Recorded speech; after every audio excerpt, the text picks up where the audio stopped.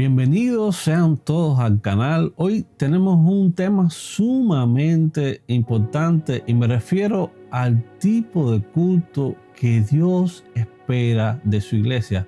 Porque en nuestro vocabulario casi el 99% de las veces que mencionamos la palabra culto lo hacemos pensando en ese culto general que incluye a toda la congregación. Y no está mal. En un sentido, todos los cristianos nos unimos para rendirle culto a Dios, pero cuando vamos a la Biblia, es fácil darse cuenta que este culto o servicio de adoración a Dios va más allá que una reunión de creyentes. Va más allá de un servicio de adoración, incluso va más allá de un devocional familiar.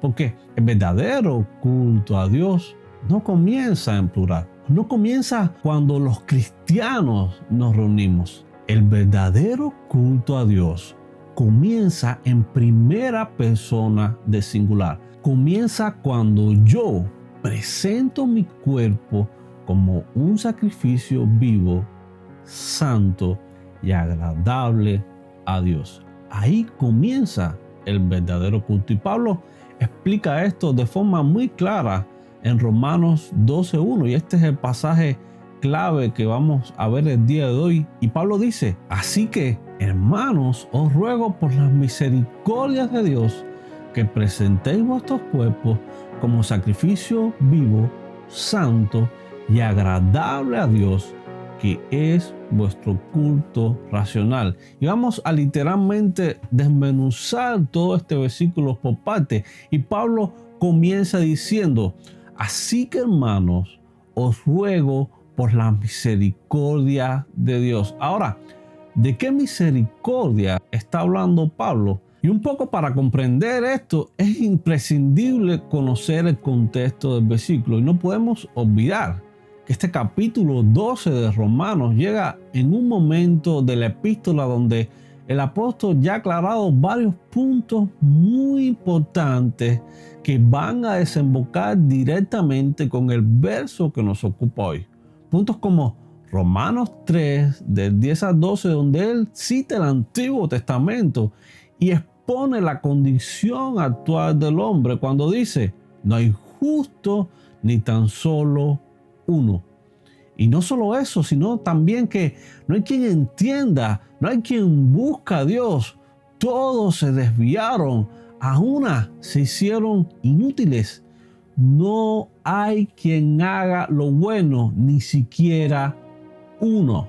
Y por esta situación que tiene el hombre delante de Dios, en Romanos 3:23, él deja claro que todos estamos destituidos de la gloria de Dios. Literalmente no merecemos nada de Dios y solo deberíamos esperar condenación por nuestro pecado.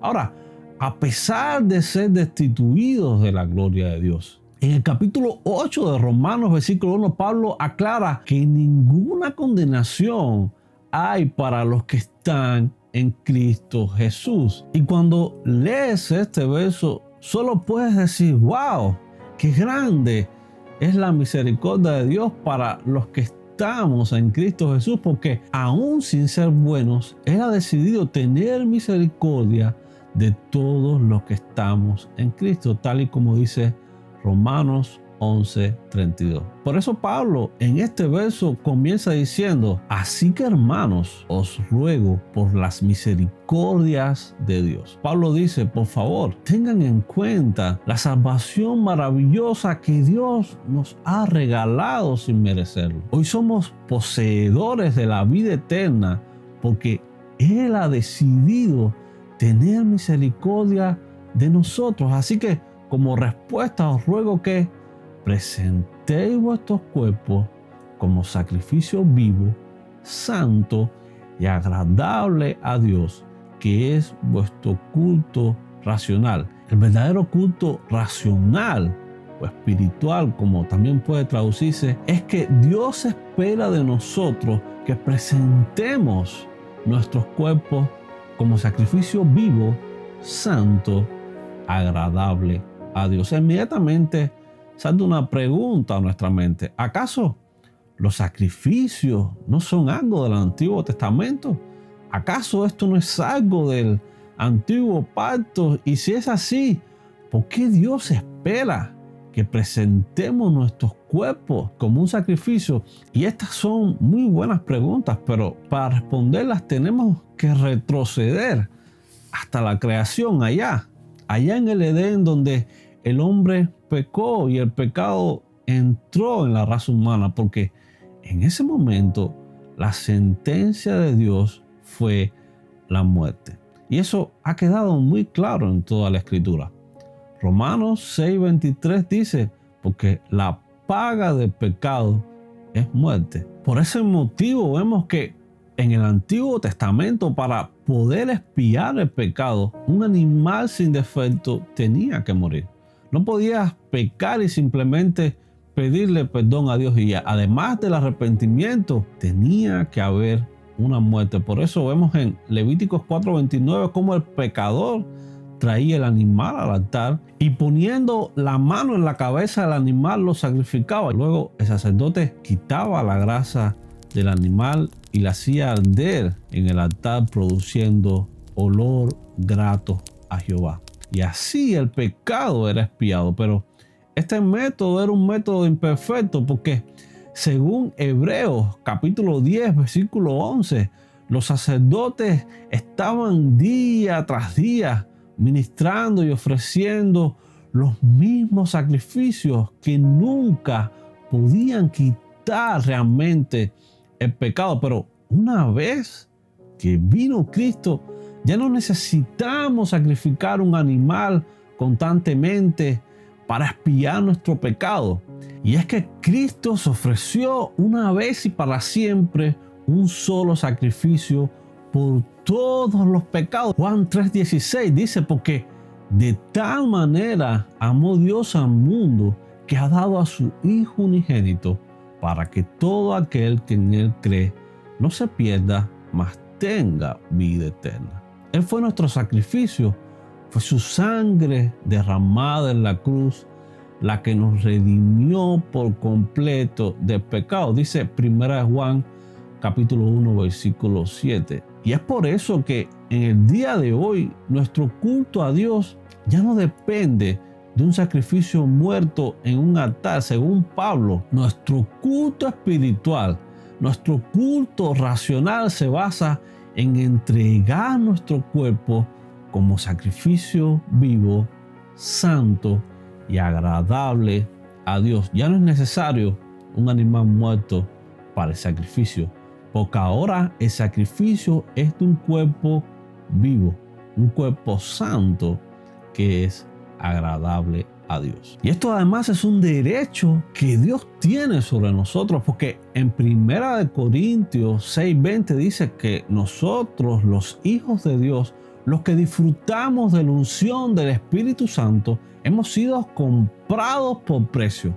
Y 1 Pedro 1:19 aclara que por precio de sangre. Por tanto, debemos de glorificar a Dios con nuestro cuerpo y espíritu, los cuales son de Dios. Literalmente pertenecemos por completo a Dios. Fue su sangre derramada en la cruz la que nos compró. Pero ¿qué implicación tiene esto? Porque muchos pudieran pensar que cuando hablamos de dedicar nuestros cuerpos a Dios, nos estamos refiriendo solo a vestirnos de una manera decorosa, aunque quiero aclarar que vestirnos de una forma decorosa, vestirnos de una forma casta, vestirnos de una forma santa, sin duda es una manera de adorarlo y de rendirle culto. Pero el pasaje es mucho más profundo, ya que incluye que entreguemos todo nuestro ser como una ofrenda por completo a Dios. Ya no estamos en el antiguo pacto donde la ofrenda quedaba en el altar y el animal sacrificado quedaba muerto. Ahora estamos en un nuevo pacto. Y ahora, como Cristo tomó nuestro lugar, nuestro sacrificio a Dios no tiene un lugar específico, no tiene una hora específica, sino que somos llamados a glorificarlo en todo momento y todo tiempo. El sacrificio vivo no es solo en el culto, en el tiempo de oración o en la vigilia de la iglesia, es también en el trabajo, es en la casa, incluso es también cuando no hay ninguna persona que nos está mirando. Hablamos de una consagración auténtica a Dios, que incluye todo nuestro ser, porque de Él, por Él y para Él son todas las cosas, según Romanos 11:36. Ahora, esto de coger nuestra vida y presentarla delante de Dios como una ofrenda, según el versículo que estamos estudiando, no debe hacerse de cualquier forma. El versículo es claro cuando dice que debe hacerse de una forma santa y agradable a Dios. Y específicamente este término santo proviene del griego hagios, que puede ser traducido también como algo que es puro, algo que no tiene mancha o que está totalmente apartado para Dios. Y los cristianos no nos apartamos para Dios en un sentido geográfico de mudarnos a una isla donde solo hay cristianos, sino que nos apartamos para Dios cuando nos apartamos por completo del pecado, porque el apóstol decía en 1 Pedro 3:11, apártense del mal y hagan el bien. Y esto es el día a día de todo cristiano, porque desde que nos levantamos en la mañana, el Espíritu de Dios pone en nuestro corazón temor de Dios genuino para que Él sea glorificado en todo lo que hacemos, tal y como enseñaba Pablo en 1 Corintios capítulo 10, versículo 31. Si pues coméis, bebéis o hacer otra cosa, hacerlo todo para gloria de Dios. Nosotros, los hijos de Dios, vivimos para rendirle culto y que Él sea glorificado en todo tiempo. Porque, como dice Efesios 2, versículo 10, somos hechura suya, creados en Cristo Jesús para buenas obras, las cuales Dios preparó de antemano para que anduviésemos en ellas. Y como dice el versículo de hoy, esto es algo